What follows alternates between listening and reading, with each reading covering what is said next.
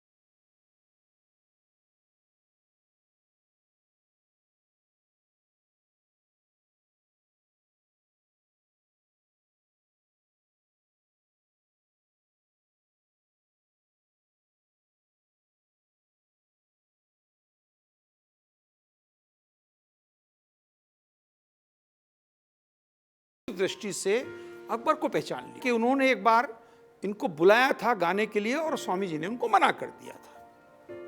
अकबर तानसेन के गुरु स्वामी हरिदास का गायन सुनकर वे तानसेन से बोले कि अपने गुरु तो बहुत उम्दा गाते हैं, आप तो उनके आसपास कहीं भी नहीं है। मन तो प्रसन्न हो जाता है, लेकिन बुरा न मानना, तुम्हारे गुरु स्वामी हरिदास के गायन में जो स्वर्गीय आनंद वो तुम्हारे गायन में नहीं है। इसका कारण बता सकते हो? कंठ तो तुम्हारा भी उतना ही मधुर है, राग रागेनिया पर तुम्हारा भी उतना अधिकार है, स्वर ताल लय सब कोई भंग नहीं। फिर क्या कारण है कि स्वामी जी और तुम्हारे गायन में कुछ ना कुछ भेद रह जाता है? इस पर तानसेन बोले कि मैं इस जमीन के बादशाह के लिए गाता हूं, पर हमारे गुरु ब्रह्मांड के बादशाह के लिए गाते हैं, ईश्वर के लिए गाते हैं, फर्क तो होगा ही। तानसेन बोले, जहां पनाह यह भेद संगीत की विशेषता का नहीं है, बल्कि एक स्वतंत्र और एक गुलाम की गायकी का है। अकबर ने कहा, तानसेन क्या मतलब? मतलब यही है जहां पनाह, जब मेरे गुरुदेव गाते हैं तो वो अपनी इच्छा से गाते हैं, अपनी मन की मौज से गाते हैं, ईश्वर भक्ति में मग्न होकर गाते हैं।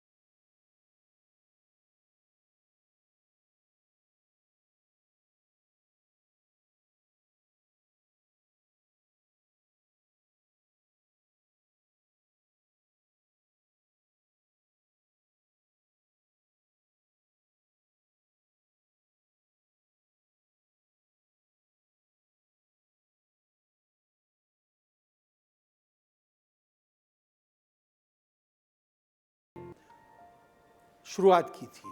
उन्होंने राग रागिनियों की रचनाएं भी की।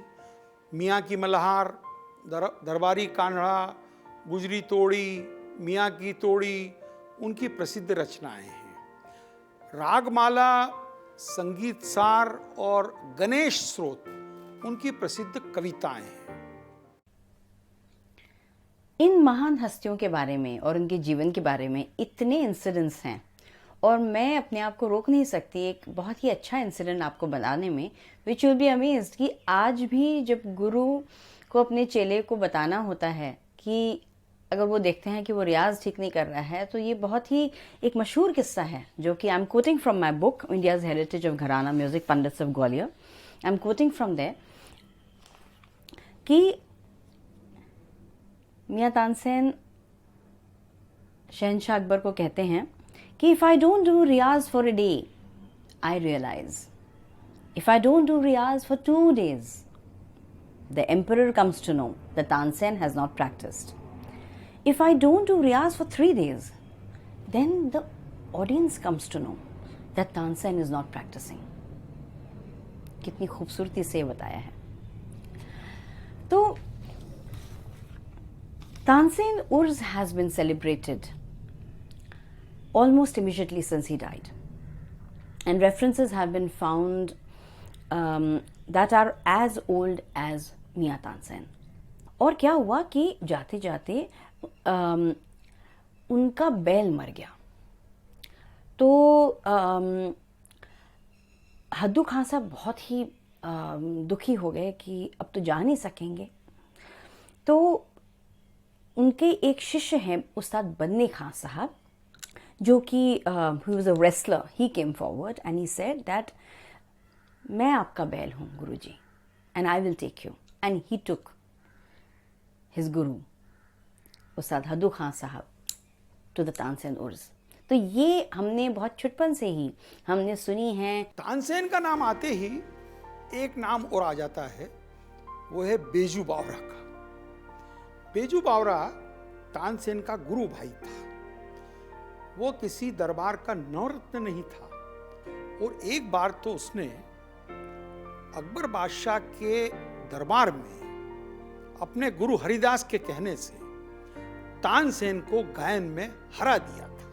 दुनिया के रखवाले सुन दर्द भरे मेरे नाले। सम्राट अकबर के चहेते संगीतकार होने के कारण तानसेन को थोड़ा अहंकार आ गया।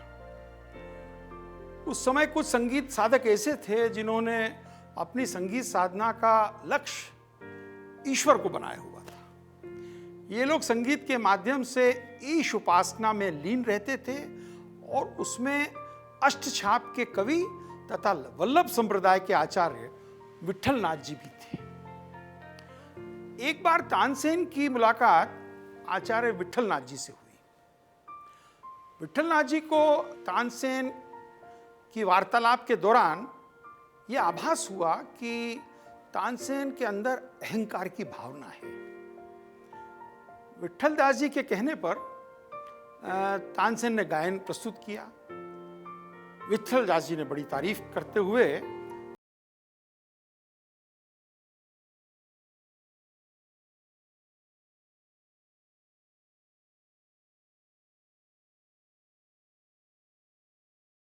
आप ये कोड़ी क्यों दे रहे हैं? तो विठल दास जी ने कहा कि आप मुगल दरबार के प्रमुख गायक हैं, इसलिए 1000 रुपये का इनाम आपकी हैसियत को है, और ये 2 कोड़ियां मेरी व्यक्तिगत दृष्टि से आपके गायन की कीमत है। तानसेन को बड़ा बुरा लगा। तब विठल नाथ जी ने कृष्ण भक्त गोविंद स्वामी जी को गाने का कहा। गोविंद स्वामी जी ने गायन प्रस्तुत किया, जिसे सुनकर तानसेन की सब गलतफहमियां दूर हो गई। तानसेन बोले, विठल नाथ जी महाराज, मेरे गायन की कीमत वास्तव में 2 कोड़ी की है, क्योंकि मैं सम्राट को खुश करने के लिए गाता हूं और आप ईश्वर को प्रसन्न करने के लिए गाते हैं। तानसेन और अकबर की कोई एक बड़ी मजेदार घटना सुनाता हूं।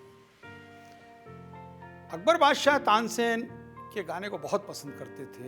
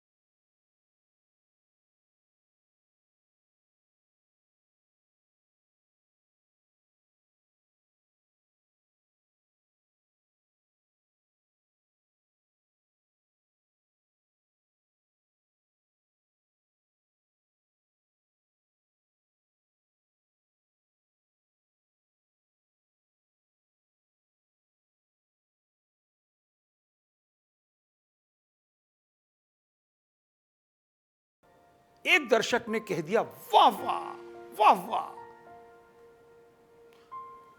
सैनिक जातीय जैसी उसका सर उड़ाने वाला था। जहां पनाह ने कहा रुको, इस आदमी ने सही जगह पर दाद दी है, इसको हम इनाम देंगे। ये फर्जी दाद देने वाला नहीं है, ये वाहवाही तानसेन को दे रहा है, मुझे खुश करने के लिए नहीं कह रहा है। ये थे जहां पनाह अकबर, अकबर द ग्रेट, जो कि संगीत प्रेमी भी थे और संगीत के पारखी भी थे। इस कार्यक्रम में हमने आपको अकबर की और तानसेन की ऐसी कहानियां बताई हैं जो कि शायद आपने न सुनी हो, क्योंकि हमारे कार्यक्रम का नाम ही अनसुनी कहानियां हैं। जो हमारा उद्देश्य है दास्तान मध्य प्रदेश और छत्तीसगढ़ के और आज की पीढ़ी को बताने के लिए कि मध्य प्रदेश और छत्तीसगढ़ में कैसी कैसी हस्तियां हुई, जैसे तानसेन। धन्यवाद। India news